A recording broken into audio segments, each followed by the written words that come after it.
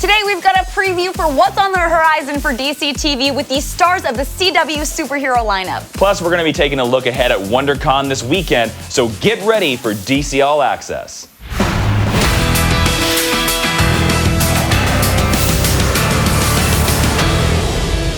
Hey guys, I'm Whitney Moore. And I'm Jason Inman. Turn up the volume on your bat phones because we're going to be running down all the latest DC news. The stage is set for a brutal showdown in Dark Knight 3, The Master Race. It takes some serious cojones to try to conquer Themyscira, and Wonder Woman and her Legion of Warriors will show Ball's Kryptonian army why the Amazons answer to no man.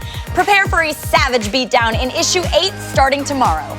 A set of DC and Hanna-Barbera crossovers bringing together heroes from both universes for a set of new epic adventures. Borderline between silly and traditional superhero. Very traditional superhero. Okay. Green Lantern meets Space Ghost. Seems like a natural storytelling. Again, Adam Strange meets Johnny Quest. Another one that's going to be really great. But then we're having a little more fun. We're having Booster Gold meet the Flintstones, which seems to make sense to me, at least. And then last, which is the craziest one, we're doing Suicide Squad meets Banana Splits, The which team I think up that everybody asked for. All those are a lot of fun, and it really captures the spirit of Hanna-Barbera, having fun with it, and hopefully the DC characters bring new people in. But in each one of those books, too, we're using that as launch pads to set up 8-page backups that are setting up new series. With Mark Russell coming off of Flintstones, he's going to be doing a 6-part Snagglepuss story, Exit Stage Left. Then on top of that, we're also doing Top Cat, and Top Cat will be actually coming in and being part of the DC universe. And then we were also doing other ones, which is one probably the one most asked for. We're going to be bringing the Jetsons out. And then the fourth one is Rough and Ready, which were actually the very first 2 characters Hanna-Barbera ever created in their studio. You can catch all 4 team-ups when they hit shelves tomorrow. Survivors are dwindling and the climactic end is near in Vertigo's Unfollow. The leftovers of the original 140 are fighting it out deep in a Venezuelan jungle, and they'll have to rely on their most basic instincts to be the last one standing. Watch the survival of the fittest unfold in issue number 17 this week. This Friday is the kickoff of WonderCon in Anaheim and Fan Expo in Dallas, and the DC presence will not disappoint. Look out for a huge announcement coming out of the Fan Expo panel with Jim Lee, Scott Snyder, and Greg Capullo. And at WonderCon, there will be tons of Wonder Woman action, including a cosplay meetup and a panel with Jeff Johns and director Patty Jenkins. We'll see you in Anaheim this weekend.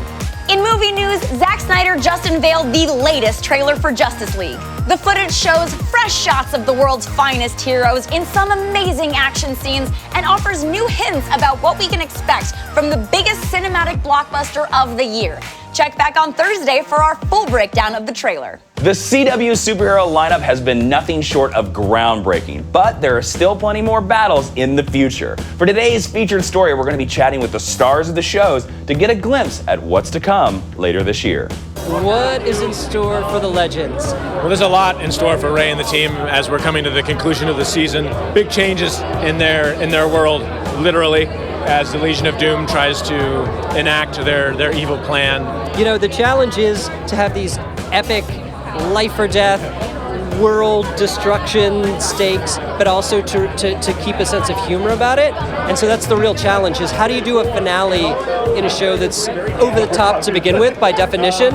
We came up with an answer for that, and it's crazy. Towards the end of the season, you know, for Iris, we can, you know, see her trying to deal with the Barry and Iris situation. They're, you know, kind of not on good terms right now. Barry's moved out. She's living in the house alone with her turtle. Barry, you know, he's going to have a tough time the last part of this season. I think coming out of the musical, we can see Barry reestablish some of his optimism and not let his fear overtake him so much. But it's going to be a hard finish for Barry and the whole team. If there's any superhero that can live happily ever after and have a great love story, it's Barry Allen. As we wrap up season 2, we've got a new possible villain that maybe, and CADMUS also is still around. We are building up to a massive war, and I won't say whose side who's on, but perhaps the enemy of my enemy is my friend. Everything's sort of in flux, and our scale just keeps getting more epic and grander, and there's a lot going on. Season 3, I'm looking forward to playing more with Sharon Leal, if that's at all possible. It was really good fun working with Miss Martian. I've heard an inkling of what they want to do for season 3, and it's a really good idea, and it's I think fans, especially of the comic books, will really love it. Once upon a time, there was a panel, and it was so good, they named it Panel of the Week. That's the news for now, but DC is hosting a massive WonderCon Sweepstakes that will give away a ton of awesome prizes. That's right, the package includes the Injustice 2 Harley Quinn red, white, and black statue, bombshell statues, and tons of other DC collectibles. Plus, they'll be giving away stuff from the Wonder Woman movie, DC Superhero Girls. Seriously, guys, there are so many prizes we can't even list them all. True. Enter for your chance to win from now through April 17th at dccomics.com/sweeps. Good luck, and we'll see you tomorrow, Super Friends. Bye-bye.